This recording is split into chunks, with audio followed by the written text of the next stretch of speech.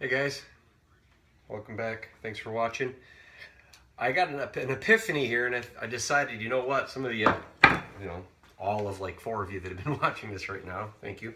I'm gonna call this "Welcome to the Bucket," and for some of those that watched my first video, I'll show you why here, and that's because, well, my Bedex bucket.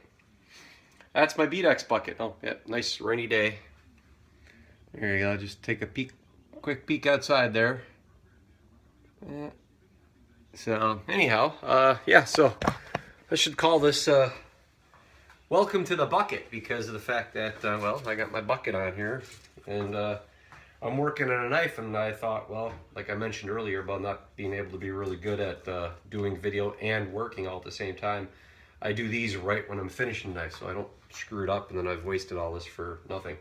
But what I'll do is, I was just finishing up the profile here on this edge, and this is another knife. This knife is actually going out to a fella as a Christmas present, so I can show details of it, but I can't say the name because he stops by the channel every now and then, or my Facebook page.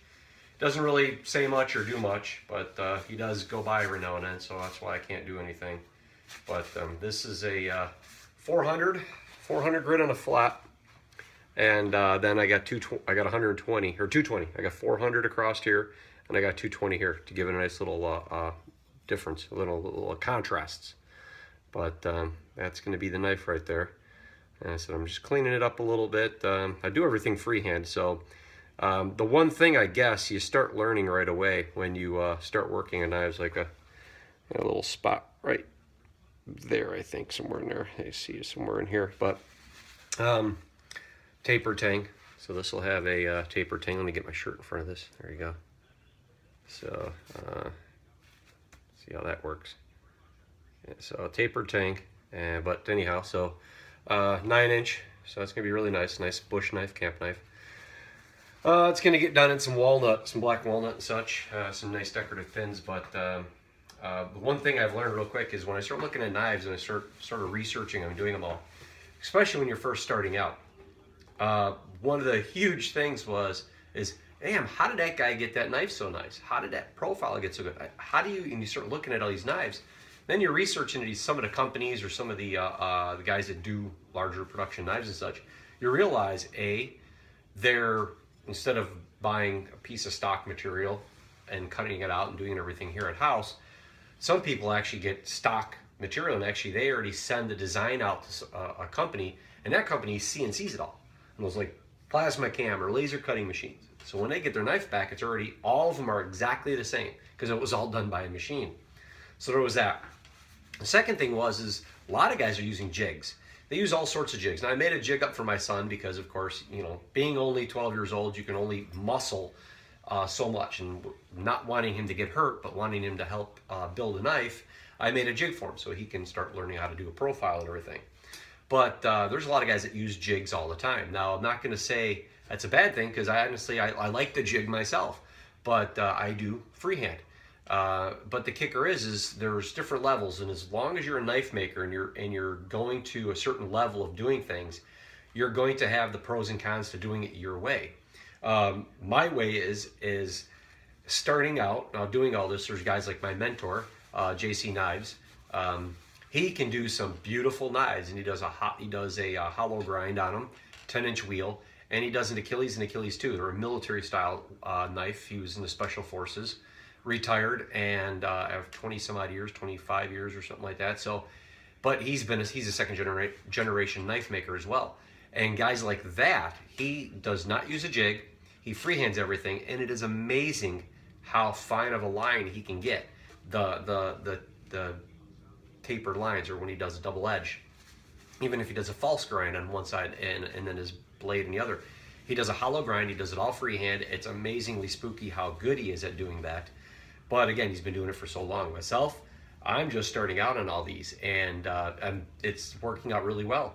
But yeah, so you fight all the time when you're looking at the perfection and such. So I try to do as best as I can when I can. I will do my utmost darndest to never ship a knife out that doesn't meet my my level of expectations on myself, because I look at it all the time as every time I send this out, this is a knife that somebody's not only going to pass on to their family members, but also they're going to be like, hey, look at this guy's knife. And some people are going to look at it and go, wow, it's, you know, it's pretty cool. But what about this? Or what about that? What about this? Because in a way, I do that. You know, I look at some knives and I'm like, oh, that's nice, you know. And I already start picking out the blemishes, or you know, little ins and outs of certain people's knives. But we all have that. It's like no difference if you're in the trades and you're a flooring guy and you walk into a house or a building and you look down on the floors as soon as you walk into a restaurant or something like that, and you're like, oh yeah, this looks like crap.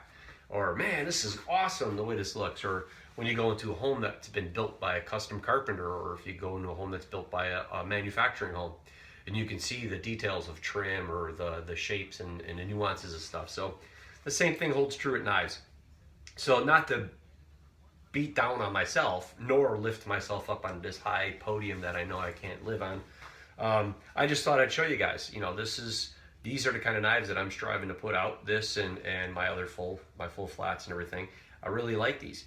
But right now I'm trying to stay away from the jig. My mentor would just like slap me over the head if he knew I was using jigs.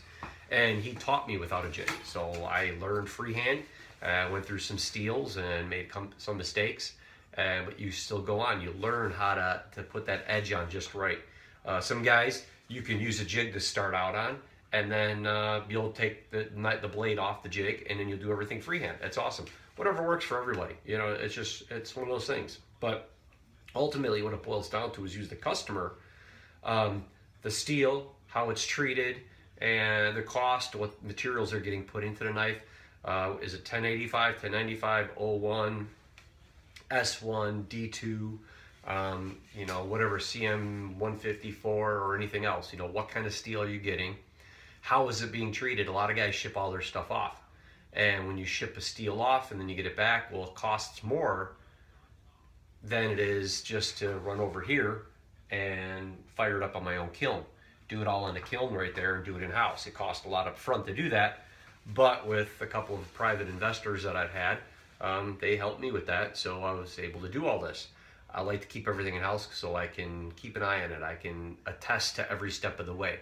If there's something messed up, it's messed up by me.